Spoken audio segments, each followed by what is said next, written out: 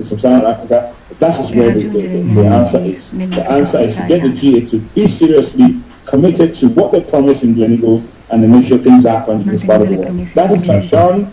The little finances we have here, we will keep on managing to make sure we get to where we're going to go, but we will not have that fast-track system that is required to move Africa out of this incredible doldrum that we find ourselves in.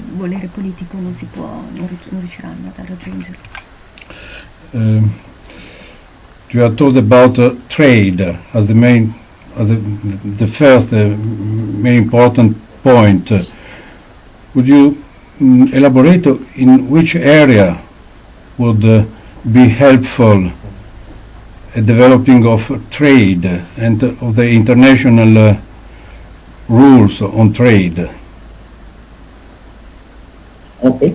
For now, trade balances between Nigeria and the rest of the world is basically is wrapped around oil production, oil exploration, and crude oil trading. Now, the technology involved in development of oil and gas cannot employ Africans. We have 150 million people in Nigeria. Technology development in oil and gas can only employ very few people. Very few people. Now, we now need to move into agriculture. We now need to move into processing. And this is where those incredible subsidies of the Western world would not give us an opportunity to compete in the market at all. Now, if we cannot develop our agricultural system, we cannot begin to move into processing and therefore manufacturing.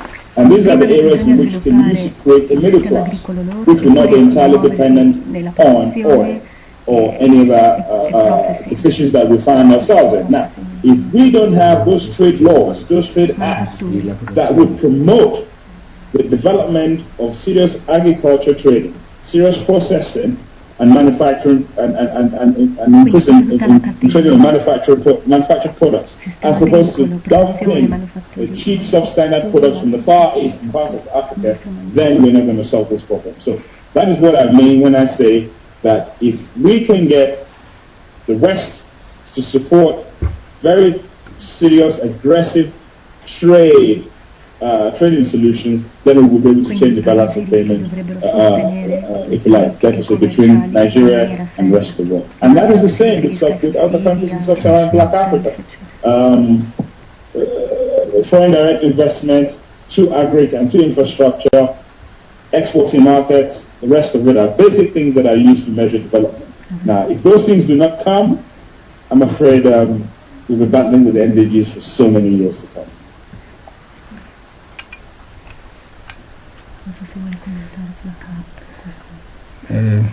No, I just wonder if the agricultural sector, you have said, is a very important sector in the economy of Nigeria. I think it is more than 20% of the product of Nigeria.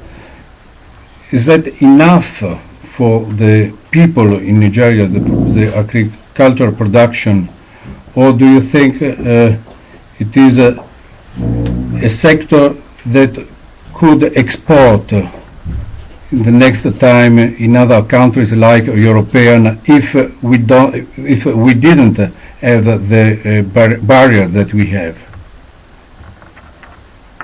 I mean, it goes without saying now. 80% of Nigeria's arable land is not even being cultivated right now. We can't even afford to cultivate it because we know that we cannot compete with the prices in Europe and in Americas. Now, if we cannot compete with those prices, that is because those governments in those areas put incredible subsidies to their nation's agriculture industry, which doesn't give us a chance to compete at all. Now, I don't know how today's economics would allow Africa to have some sort of leverage when it comes to agriculture. I do not know.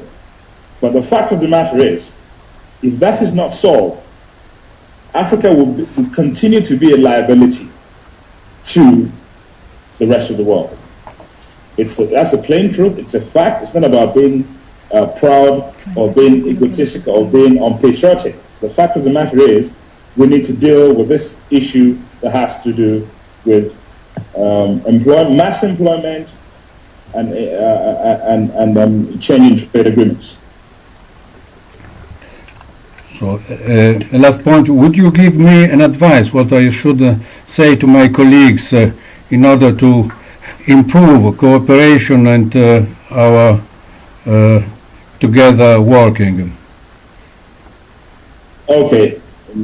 Mr. Mario Babi, I am going to give you that advice in form of a full documented evidence of what needs to be done in the short term, medium term, and long term, and make sure that I send it to you so that you can begin to work with us on that. It's a full program. It's not something I can discuss with you as we have completely run out of time right now. But I will send to you through the executive as well as the committees in charge here, our Vision 2020 agenda on how we can increase, have serious economic development, which includes agriculture and various other things on our 7-point agenda. We'll send it to you, and therefore that will be the form of our advice, and I hope that you can respond and work with us together. Yes, I thank you, and I will assure you that I will bring this documentation to my colleagues in our committee. Thank you. Thank you. To that. Thank you. Thank you very much. So, okay, bye-bye. We will close. Thank you. Bye-bye.